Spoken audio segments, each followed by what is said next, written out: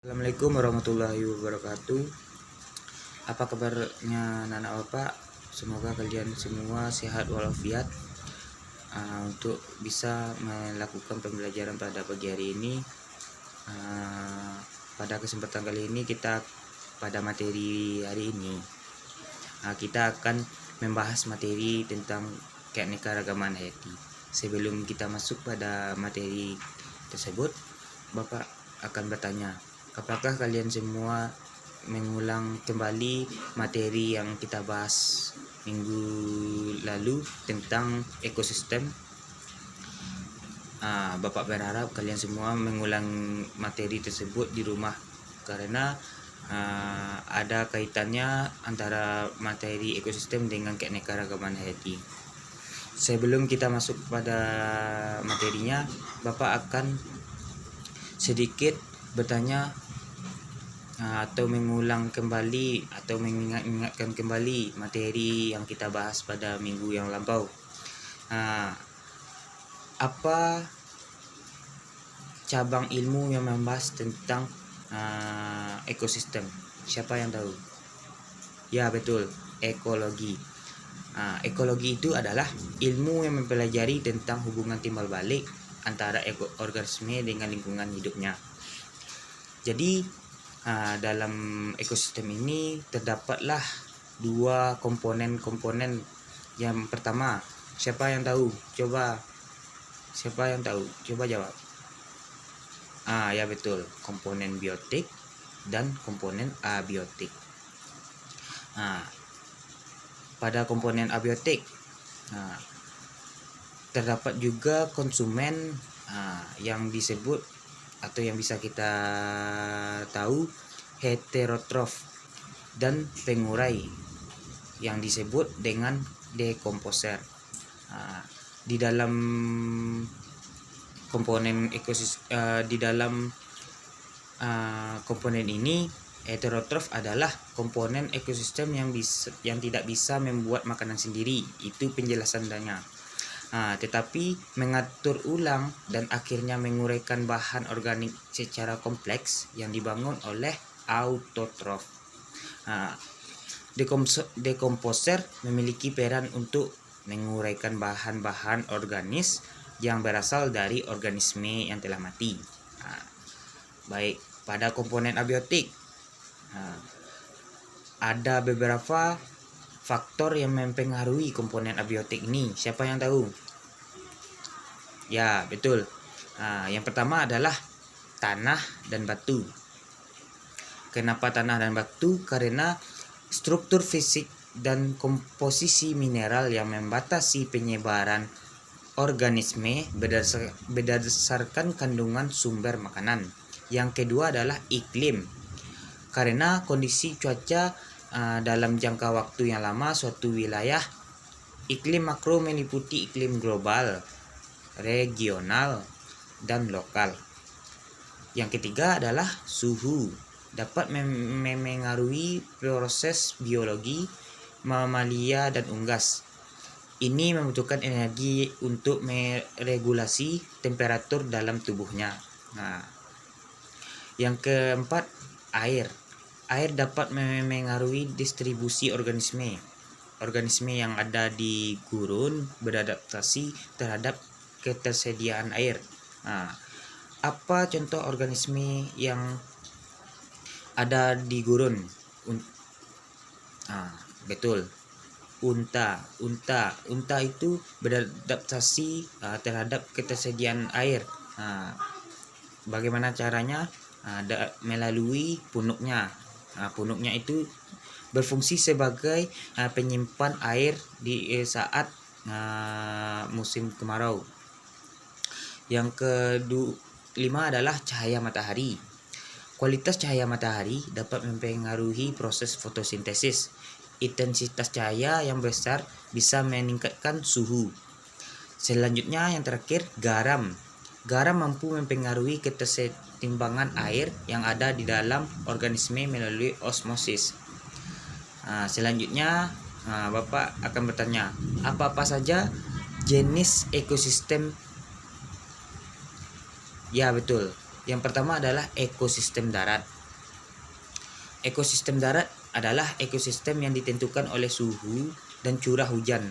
Ini banyak memiliki sifat iklim dan tempat berkumpulnya sebagai macam makhluk hidup. Yang kedua adalah ekosistem perairan. Ekosistem perairan yang lingkungannya didominasi oleh perairan. Ekosistem ini bisa mempengaruhi oleh cahaya matahari yang masuk. Ekosistem ini bisa disebabkan menjadi dua, dibedakan menjadi dua, yakni air tawar dan air laut. Yang ketiga, yang terakhir adalah ekosistem buatan. Ekosistem ini merupakan buatan atau ciptaan manusia. Biasanya ini untuk memenuhi kebutuhan dan memiliki keanekaragaman. Siapa tahu apa contoh ekosistem buatan? Ya betul, ekosistem ini seperti hutan tanam, waduk, dan sawah irigasi. Baiklah, itulah sedikit ulasan mengenai materi yang kita bahas pada minggu yang lampau. Baiklah, kita masuk pada materi kita. Sebelum kita masuk, terlebih dahulu kita berdoa agar kelancaran materi atau pembelajaran kita pada hari ini berjalan dengan lancar. Berdoa mulai. Berdoa selesai. Baiklah, sebelum Bapak masuk ke dalam pembahasan materi, terlebih dahulu Bapak akan bercerita sedikit.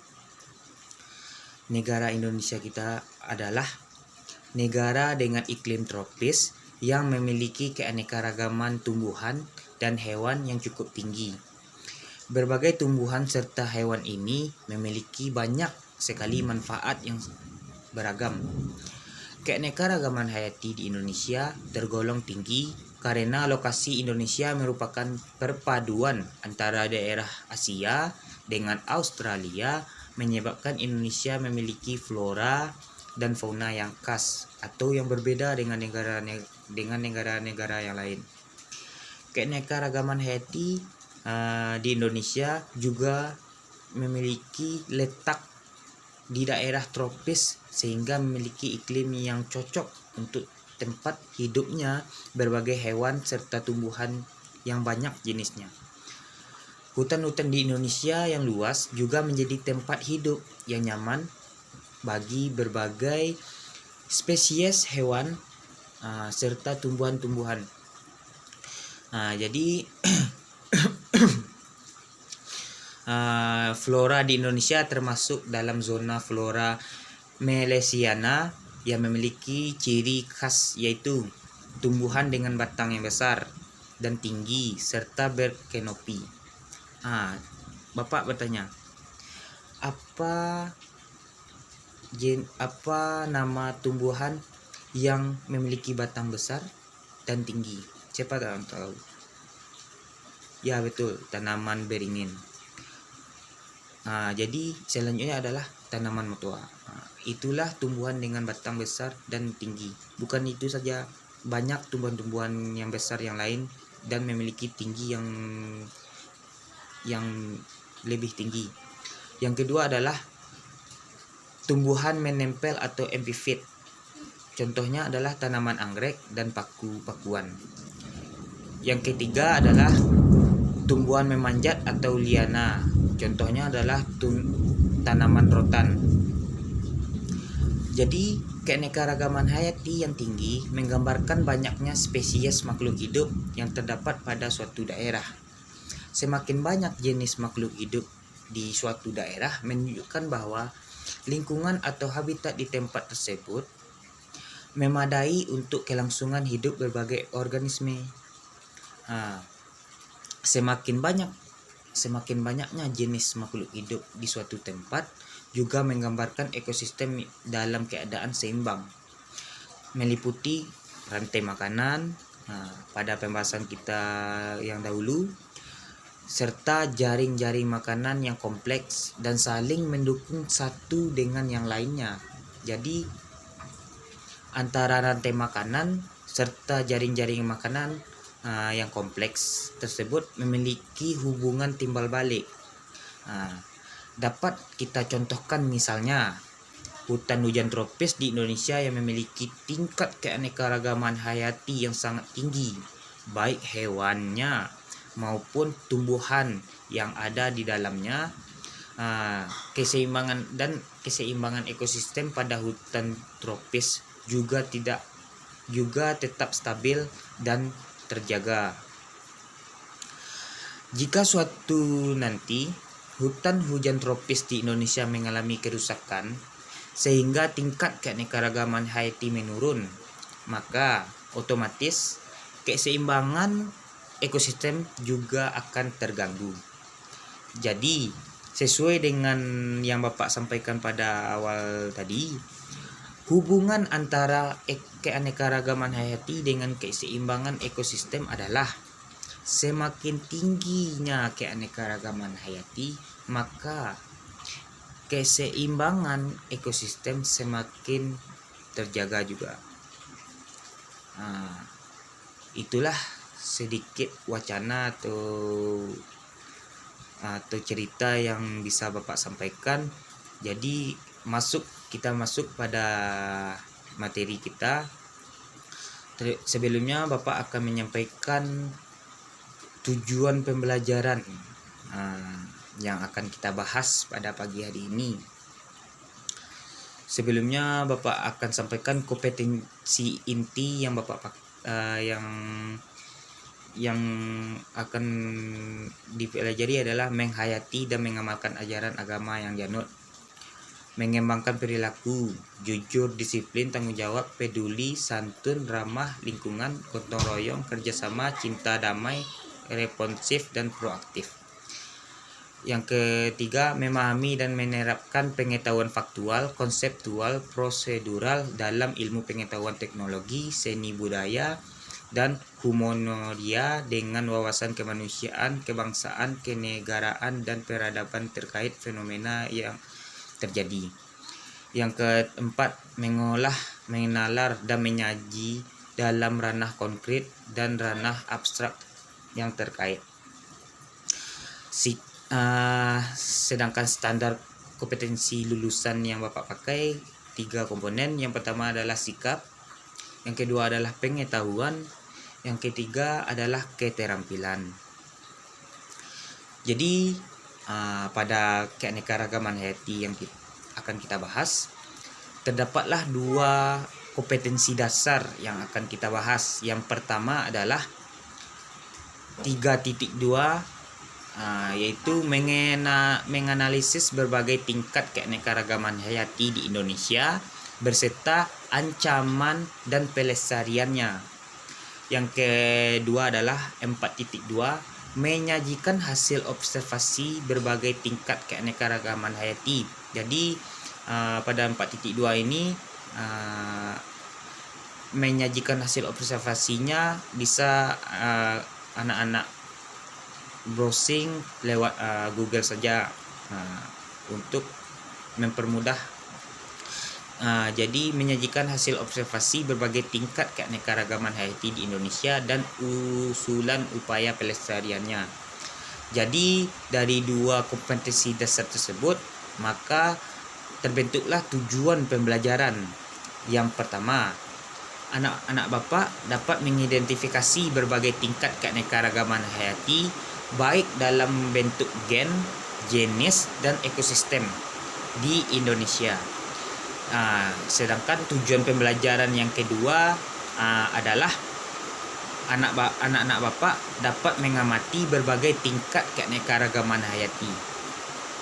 Jadi dalam pembahasan keanekaragaman hayati yang kita bahas ini, Bapak menggunakan media pembelajarannya adalah buku sumber biologi, pengarangnya Irma Ningtyas, sesuai dengan ajuan yang telah Bapak sampaikan untuk anak-anak Bapak harus meminjam buku di perpustakaan.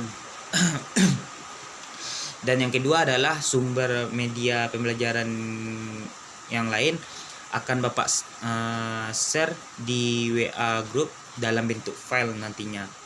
Jadi di sini Bapak akan menugaskan anak-anak Bapak harus membaca terlebih dahulu dalam materi yang akan Bapak kirimkan di lewat WA group, serta anak Bapak tugaskan untuk mencari apa-apa saja tingkat keanekaragaman hayati dalam bentuk gen, jenis, dan ekosistem di Indonesia, serta tetapi sebelumnya anak-anak Bapak amatilah terlebih dahulu gambar-gambar yang tersedia dalam file tersebut. Jadi buatlah ringkasannya dan sebelumnya baca terlebih dahulu dan pahami. Cukup sekian. Bapak berharap kalian semua mengerjakannya dengan baik dan benar. Assalamualaikum warahmatullahi wabarakatuh.